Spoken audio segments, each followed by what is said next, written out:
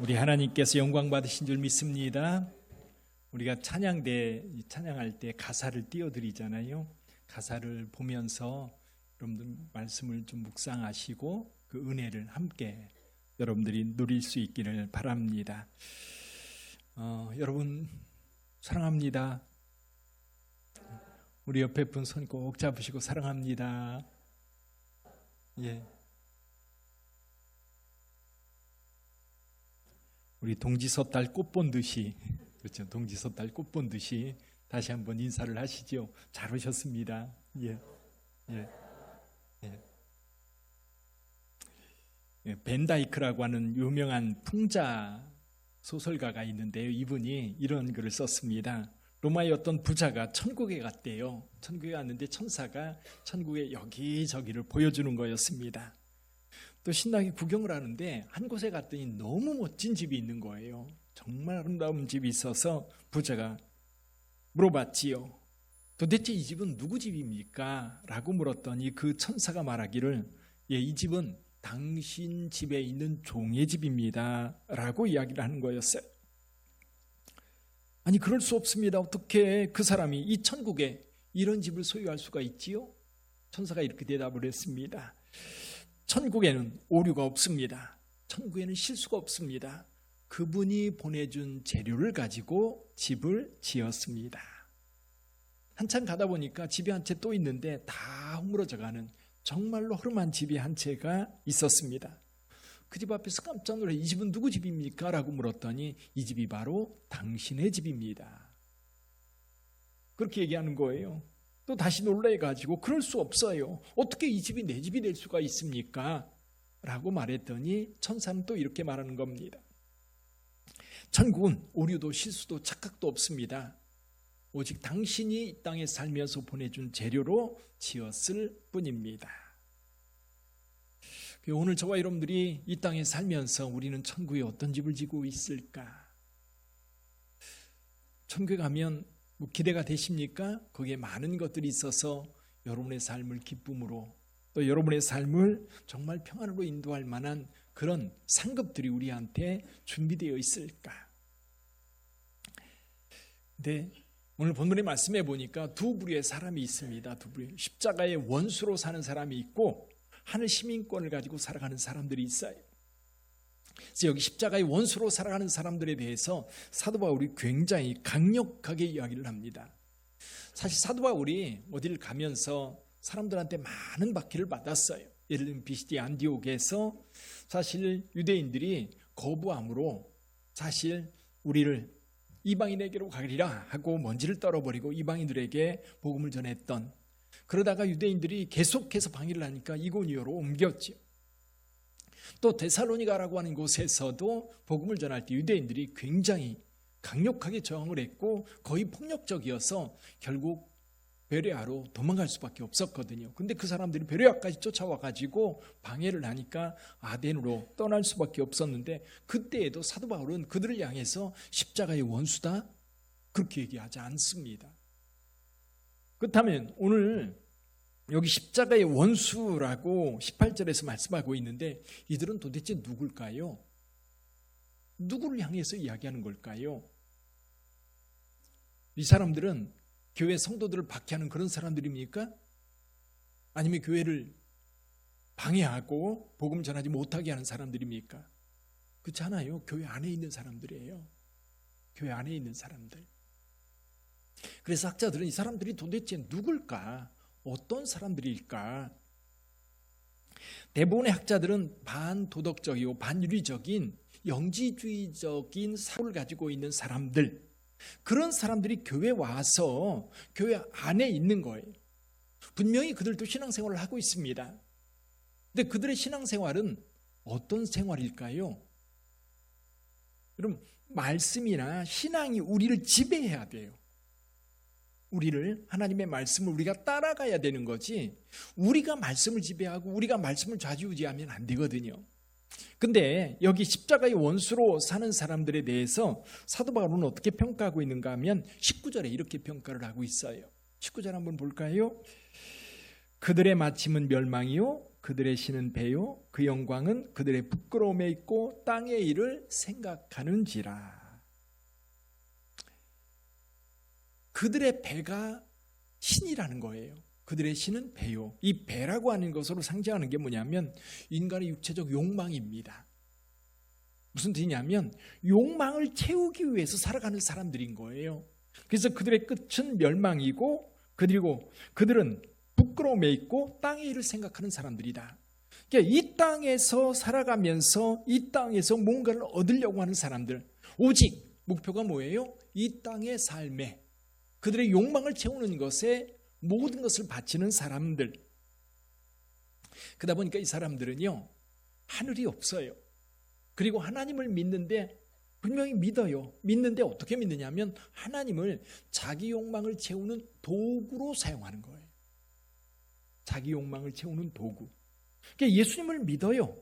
믿는데 내가 원하는 걸 채워주는, 예를 들면 알라딘의 램프에 나오는 진이나 아니면 우리나라 전래동화에 나오는 도깨비 방망이, 그렇죠? 금 나와라 뚝딱 하면 금 나오고 내가 원하는 거 해달라고 구하면 그거 이루어주는 분이 하나님인 걸로 그렇게 착각하며 신앙생활하는 거지. 교회에서 그런 사람들이 있는 것. 빌립보 교회 그렇다고요. 저희 교회에 있는 성도들에게 얘기하는 게 아니라요. 근데 오늘 우리는 이 말씀을 들으면서 우리 자신을 돌아보는 겁니다.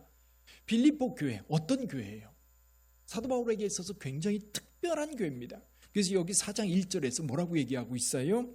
그러므로 나의 사랑하고 사모하는 형제들, 나의 기쁨이요 면류관이라고 이야기를 하고 있어요. 그러니까 사도 바울이 빌립보 교회 성도들에 대해서 너무너무 애틋한 감정을 가지고 있는데, 그런데 그 가운데 십자가의 원수로 행하는 사람들이 있었다라는 겁니다. 한때 기독교 인들에게 굉장히 선풍적인 인기를 끌었던 긍정의 힘이라고 하는 책이 있었어요. 그 내용의 결론이 그거예요. 나의 욕망을 채우기 위해서 하나님을 이용하는 것처럼, 물론 세상 속에서, 그리고 우리가 이 긍정적인 사고를 가지고 살아갈 때에 매우 필요한 겁니다. 그리고 저희들이 하나님의 나라가 이루어지고 그리고 우리 가운데 하나님의 뜻이 이루어질 때에 그런 긍정적인 사고를 가지고 살아가는 건 매우 중요한데, 내 욕망을 채우기 위한 긍정, 그런 마인드로 이야기한다면 문제가 되는 거지.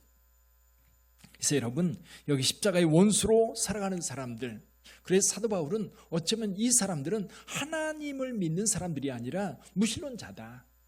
하나님은 하나의 하나님으로 인정하는 것이 아니라 내 인생의 도구, 내 인생의 도구가 되는 거죠. 무신론의 가장 큰 비극이 뭘까요? 그래서 어떤 분이 그런 책을 썼어요. 교회 안에 있는 무신론자들, 교회 안에 있는 무신론자들. 분명히 교회 안에 있어서 하나님을 믿는 것 같은데 내부 들여다보면 하나님이 없어요. 있다 할지라도 그거는 자기를 위해서 사용되어지는 하나의 도구로서의 하나님, 도구로서의 예수 그리스도, 도구로서의 성령님, 그건 하나님이 아닌 거예요. 우리가 믿는 하나님이 아니라는 얘기지. 무신론의 가장 큰 비극, 그거는 우리의 소원을 빌 대상이 없다는 것, 그리고 우리가 어떤 감동적인 상황이 있을 때에 감사의 대상이 없다는 것. 그래서 영국의 무신론자였던 줄리언 반스라고 하는 사람이 이런 얘기를 합니다. 내 삶이 너무도 환상적이어서 나는 여기에 큰 감사를 느낀다. 하지만 내게는 그 감사를 표현할 대상이 없다. 나는 공허하다. 이것이 내 깊은 내면에 존재하는 한 공허함, 즉 누군가에게 감사하기를 원하는 그 공허함이다. 이게 어떤 건지 혹시 느껴지세요?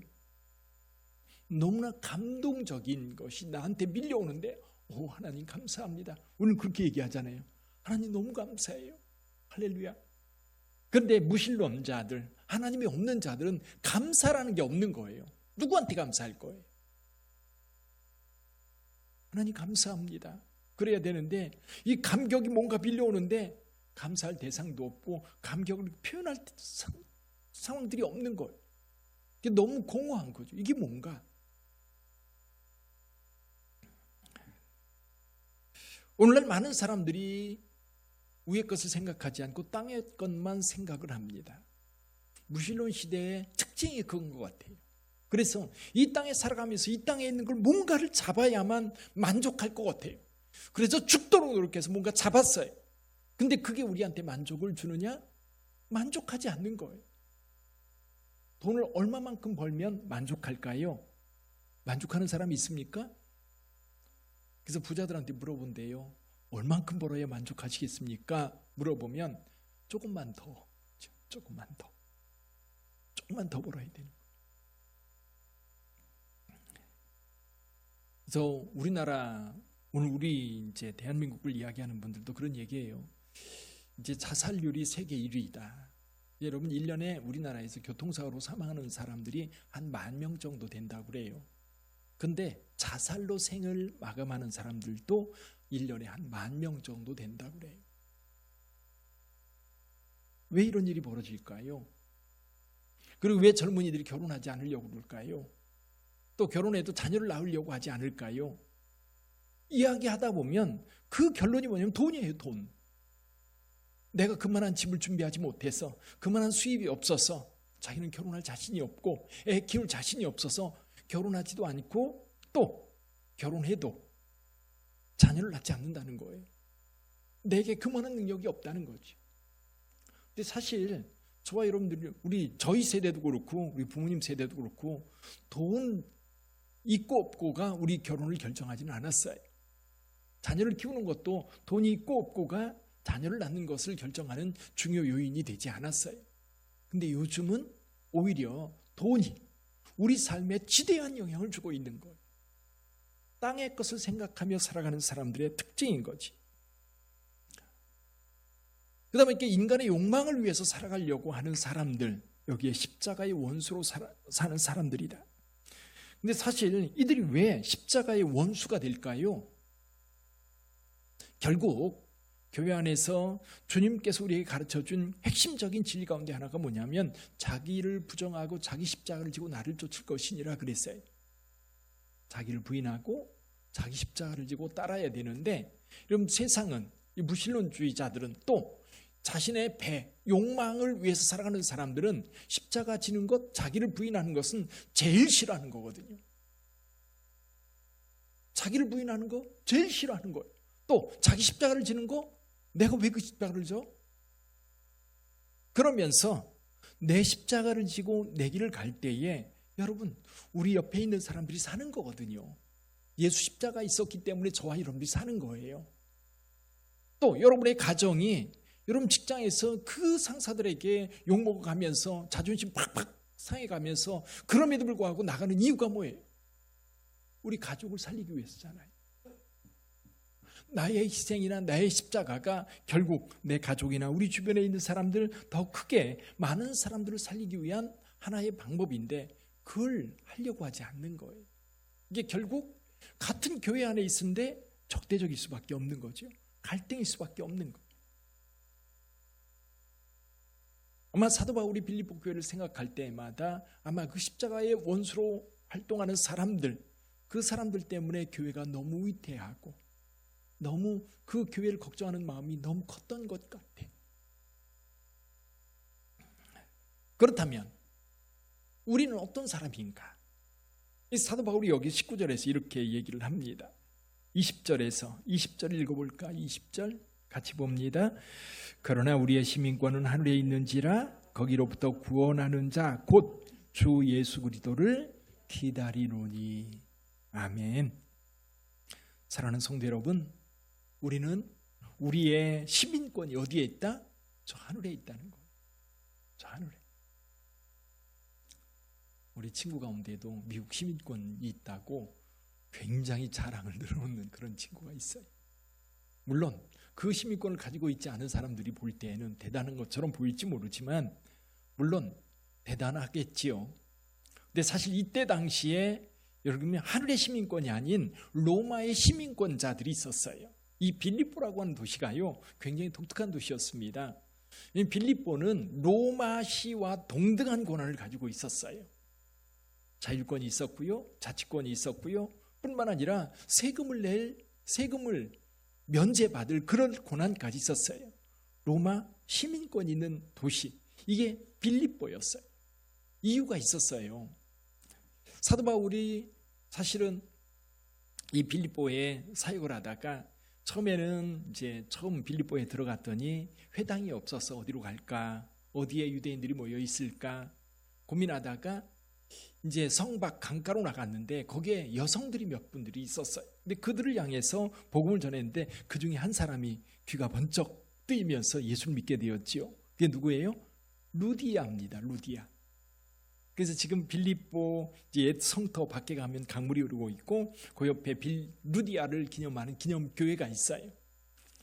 루디아가 예수를 믿으면서 사도 바울이 루디아의 집에 머물면서 복음을 전하게 됩니다. 그러다가 저 많은 귀신 들린 여인을 고쳐줌으로 인하여서 이제 저 많은 귀신이 들려 있기 때문에 사람들한테 점을 보고 돈벌이가 쏠쏠했던 주인, 이 여종이 귀신이 나가고 나니까 이제 더 이상 돈벌이가 안 되는 거예요. 그래서 폭동을 일으켜서 바울과 실라를 잡아가지고 상관들에게 끌고 갑니다.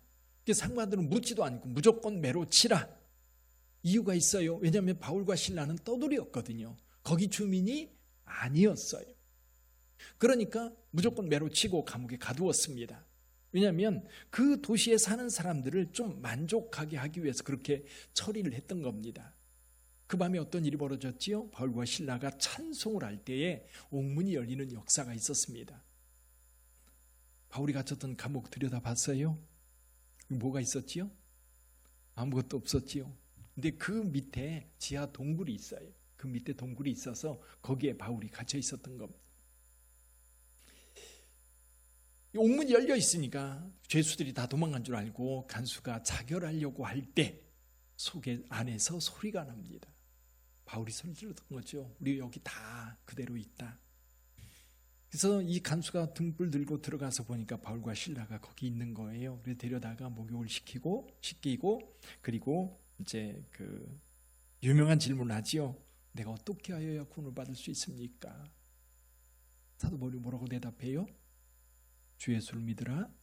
그리하면 너와 내 집이 구원을 받으리라. 할렐루야. 그러고 있는 사이에 상관이 사람을 보내가지고 그 사람들 조용히 내보내라 명령이 떨어진 거예요. 근데 바울이 딴 데 같으면 조용히 갔을 텐데 갈 생각을 안 하고 그 상관이 와서 나한테 사과해야 될 거다. 그리고 나를 직접 내보내야 된다.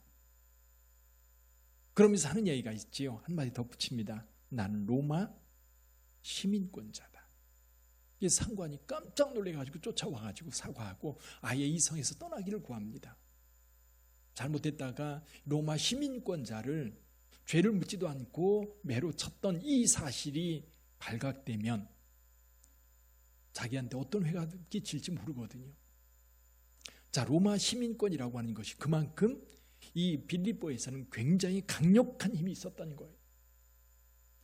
근데 사도 바울은 그 로마 시민권 있는 자들을 향해서 뭐라고 그래요? 우리는 하늘의 시민권자다. 하늘의 시민권자. 빌립보시가 이렇게 로마의 시민권을 갖게 된 이유가 있습니다. 기원전 42년에 빌립보 전쟁이라고 하는 전쟁이 있었어요. 빌립보 지역에서 있었는데 옥타비아누스와 안토니우스가 한 편이 되고 또 한편은 브루투스와 카시우스라고 하는 사람이 한 패가 돼서 전쟁을 벌이는데 이때 옥타비아누스가 이기거든요. 그때 빌립보 지역 사람들이 누구 편을 드느냐면 옥타비아누스 편을 들어요. 이기는 편 들어야 돼요. 지는 편 들면 망하는 겁니다. 근데 어쨌거나 옥타비아누스 편을 들어가지고 빌립보는 옥타비아누스의 총애를 받게 되죠. 그런데 그로부터 한 10년 뒤에 또다시 전쟁이 벌어지는데 악티움 전쟁이라고 하는 전쟁입니다. 이때 옥타비아누스하고 안토니우스가 원래 같은 편이었는데 적이 돼가지고 또 싸우는 거예요. 이때에도 옥타비아누스가 승리합니다. 이때도 빌립보가요 옥타비아누스 편을 들어요. 그래서 빌립보는 옥타비아누스가 처음에 이제 제1대 로마 황제가 되거든요. 그러다 보니까 빌립보에 대해서 특별 대우를 해준 거예요. 로마 시민권과 동일한 그런 권한을 주었던 거죠. 그러다 보니까 이 빌립보에 은퇴한 군인들이 많이 와서 살았대요. 빌립보 전쟁, 악티움 전쟁, 이런 전쟁에 퇴역 군인들이 빌립보에 많이 살았고, 그리고 여기에 퇴역 군인들이 또 이주해 온 곳이 있는데 거기가 비시디아 안디옥이라고 하는 곳입니다. 터키 비시디아 안디옥으로 이주해서 거기 한 도시를 형성해 가지고 퇴역 군인들이 살았던 거예요. 그러다 보니까 빌립보에서는 로마 시민권이라고 하는 대단한 특권을 가지고 있었는데 그 특권을 누가 가지고 있어요? 바울도 가지고 있었던 거예요. 근데 바울은 그 로마 시민권 대단한 거지만 우리는 하늘의 시민권자다. 하늘의 시민권자. 믿습니까? 여러분 하늘의 시민권이 있는 줄 믿습니다. 이 여행을 하면 그래요. 언제부터 언제까지 여행이냐? 집을 나오면서부터 다시 집에 들어갈 때까지 여행이래요. 우리가 성지순례를 떠났어요. 그럼 출발하면서 시작을 했다면 집에까지 들어와야 이 성지순례가 끝나는 거예요. 여러분 터키 먹을 것도 많고 잠자리도 편하고 즐겁게 왔다 갔다 했지만 거기는 우리가 머물 곳이 아닌 거예요. 때가 되면 와야 되는 거예요. 해외 나가 있을 때에 우리는 대한민국 여권을 가지고 다닙니다. 요즘에 대한민국 여권이 제일 비싸다고 그러잖아요. 가장 많은 나라를 다닐 수 있는 나라, 그 여권 가운데 하나인 거예요. 자, 그래서 해외 나가면 대한민국 여권이 힘이 있어요. 대우받아요. 옛날에 제가 18년도에 그리스를 갔었는데 그때에 우리가 이제 북키프로스를 방문했다가 가는데 북키프로스는 터키 지역이기 때문에 입국 심사를 할 때에 다른 사증을 해줘야 된대요. 근데 그냥 여권에 도장을 찍은 거예요. 근데 그리스 입국할 때에 그게 문제가 된 겁니다. 다른 나라 같으면 입국 거절 안 돼요. 근데 이제 입국 심사를 하는데 거기 있는 사람들이 사증을 따로 다 만들어 가지고 제공을 해줬는데 그때 한 3시간 넘게 그걸 만들어줬거든요. 그러면서 거기서 그 출입국 관리가 하는 얘기가 뭐냐면 대한민국이니까 해주는 거다. 이해가 되세요? 대한민국 사람들이니까 해주는 거다. 조금 감정이 안 좋은 나라는 안 해준대요. 입국 거절하는 거죠. 그럼 못 들어가는 거예요. 근데 여러분, 저와 여러분들은 하늘의 시민권이 있어요. 하나님이 부르시면 가는 거예요. 아멘. 지난주에도 우리 후배 목사님이 하나님의 부름을 받았어요. 여기 바로 상국교회 목회하다가 서울중앙교로 간 김성수 목사님인데 우리가 성실례하는 동안에 문자를 받았어요. 목사님이 급성 백혈병이 왔다. 위독하다고 하니까 기도해줘라. 그리고 왔는데 지난 수요일 날 이제 그 폐혈증이 왔다고 그래서 사모님한테 전화를 드렸어요. 사모님이 저도 할 말이 없잖아요. 뭐라고 위로하겠어요? 사모님 어떻게 해요? 그랬더니 사모님 그러시더라고요. 목사님 하나님이 부르시면 가야지 어떻게 해요? 하나님이 부르시면 가야지 어떻게 해요? 그날 밤 가셨어요. 그날 밤 가시 어제 장례를 치렀는데요. 또 그런 생각이 드는 거예요. 하나님이 부르면 우리는 가야 되는구나. 근데 여러분, 그 나라가 없는 사람은, 하늘 소망이 없는 사람들에게는 이게 의미가 없는 거예요. 이게 의미가 없는 거예요. 그래서 C.S. 루이스라고 하는 사람은 그런 얘기를 합니다. 그리스도인들 가운데 역설적이게도 하나님의 일을 참 많이 한 사람들 특징이 한 가지가 있는데 그 사람들 모두가 천국 이야기를 한다는 거예요. 천국이 있기 때문에, 천국 소망을 가지고 있기 때문에 하나님의 역사에 온 몸을 바쳐서 사역을 다 하는 거예요. 사도들이나 초대교회 교부들이나 또 중세 영성가들이나 종교개혁자들이나 또 영국에서 큰 부흥운동을 일으키는 웨슬레안들이나 그들 모두가 천국에 대한 소망이 너무 확실하고 분명하기 때문에 이 땅에서 그런 역사를 만들어 간다는 거죠. 전에 우리나라 저희 또래 된 분들은 이름을 기억할 겁니다. 정근모 박사라고 하는 분이 계세요. 핵물리학자로 유명한 분이죠. 어느 교회에서 이분이 간증을 하는데 처음부터 끝까지 하는 얘기가 그거예요. 우리에는 저 천국이 있습니다. 우리가 갈 곳은 저 천국입니다. 우리가 가야 할 곳이 있습니다. 이것이 없는 사람들은 이 땅에 무슨 소망을 가지고 살 수 있겠습니까? 위대한 과학자가 하는 얘기예요. 위대한 과학자가. 천국이 있느냐 없느냐 과학적으로 증명이 안 돼서 못 간다고 하는 사람들도 있는데 위대한 과학자가 하는 얘기가 뭐예요? 우리에게는 저 천국이 있기 때문에 거기에 소망을 두고 살아간다는 거죠. 여러분에게도 그 나라가 있기를 주님의 이름으로 축원합니다. 사랑하는 성도 여러분, 이 땅의 삶은 그저 그걸로 끝나는 거예요. 그러니까 이 땅에서 그 자기 욕망만을 위해서 살아가는 것이 얼마나 어리석고 얼마나 비참한 결과를 맞이하는지 사도 바울은 너무나 잘 알고 있었기 때문에 이 이야기를 하는 거예요. 프랑스 신학자가 자크 엘룰이라고 하는 사람이 있습니다. 저도 이분의 책을 여러 권 가지고 있는데요. 이분이 그런 얘기를 해요. 이 그리스도인들은 어떤 사람들인가? 세상 속에 침투한 하나님 나라 스파이라는 거예요. 하나님 나라 스파이. 여러분, 우리는 이 땅에서 잘 몰라요.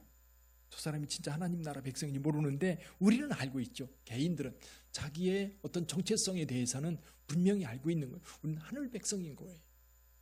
아멘. 하나님의 백성으로 우리의 소원, 우리의 시민권이 분명히 저 하늘에 있다는 사실을 확신하고 가는 거예요. 그 은혜가 여러분들 가운데도 있기를 주님의 이름으로 축원합니다. 그래서 바울은 그럼 하늘 시민권을 가지고 살아가는 사람은 어떻게 살 거냐? 그 문제를 몇 가지 얘기해요. 첫째는요, 17절 말씀입니다. 17절 말씀 한번 읽어볼까요? 같이 읽어보죠. 형제들아, 너희는 함께 나를 본받으라. 그리고 너희가 우리를 본받은 것처럼 그와 같이 행하는 자들을 눈여겨보라. 바울, 개인적인 인생을 살펴보면, 욕망을 따라 살아가는 사람들의 편에서 보면 바울은 정말 비참한 인생일 수 있어요. 근데 바울은 하늘 시민권이 있기 때문에 그 별거 아니었어요. 사도행전 26장에 바울 재판하는 광경이 나옵니다. 거기 아그리빠 왕을 비롯해서 총독 그리고 천부장들 각종 고관들이 그 정장을 차려입고 쫙 앉아있는 그 자리에서 바울이 뭐라고 그래요? 여러분 모두가 나와 같이 되기를 원합니다. 내가 지금 이렇게 결박당한 것 말고는 여러분 모두가 나와 같이 되기를 원합니다. 여러분, 세상 사람들한테 그렇게 당당하게 이야기할 수 있는 바울의 믿음, 그게 우리 믿음이 되기를 원해요. 그래서 바울은 빌립보 교회 성도들한테 나처럼 살아라. 나를 본받는 자가 되라. 두 번째 말합니다. 4장 1절에 보면 제일 끝에 이렇게 말합니다. 이와 같이 주 안에 서라. 주 안에 서라. 주님 품 안에 서 있는 거예요. 주님 안에 서 있을 때에 흔들림이 없습니다. 왜? 주님이 보호해 주시거든요. 폭풍과 몰아칠 때에 집 안에, 든든한 집 안에 있으면 그 폭풍과 몰아치는 것 창밖으로 바라볼 수 있어요. 근데 거기에 날아가지는 않지요. 안전하게 거할 수 있는 곳, 흔들림 없이 서 있을 그곳. 오늘날 무신론이 그리고 오늘날 물질주의가 온 세상을 뒤집고 있어요. 뒤덮고 있어요. 크리스찬들도 거기에 같이 휩쓸려 가지고 날아가지 말고 어디에 서 있어라? 주 안에 서 있어라. 우리 빛된 교회 성도들은 주 안에 있기를 주님의 이름으로 축원합니다. 흔들리지 말고 서 있으세요. 흔들리지 말고. 이 사람이 이렇게 얘기한다고 거기에 휩쓸리고 저렇게 얘기한다고 저렇게 휩쓸리지 말고 주 안에 서서 하나님을 영화롭게 하는 자의 삶. 또 한 가지는 뭐예요? 저 천국을 사모하는 삶. 늘 거기에 소망을 두고 사는 삶을 살아야 돼요. 여러분, 우리가 갈 곳은 거기에요. 어차피 우리는 이 땅을 떠납니다. 우리 젊은이들이야 살 날이 많으니까 그런 생각 별로 안 할지 모르지만 50대고 60대고 70대고 그러니까요, 우리가 살 날이 많지 않았다, 얼마 남지 않았다는 사실을 본능적으로 느끼거든요. 영원히 안 살아요. 이 땅에서 때가 되면 갈 거예요. 어디로 갈 거예요? 그냥 땅속으로 갈 거예요? 아니잖아요. 우리에게 예비되어 사도 바울이 이야기하고 있는 우리의 시민권은 하늘에 있는지라. 우리의 시민권은 하늘에 있는지라. 오늘 그 은혜를 따라서 오늘 이 땅을 살아갈 때에도 주님께서 보장하는 삶, 주님께서 돌보는 삶, 그리고 주님과 함께하면서 영생을 소망하는 그런 삶이 저와 여러분들의 삶이 되기를 주님의 이름으로 축복합니다. 기도하겠습니다.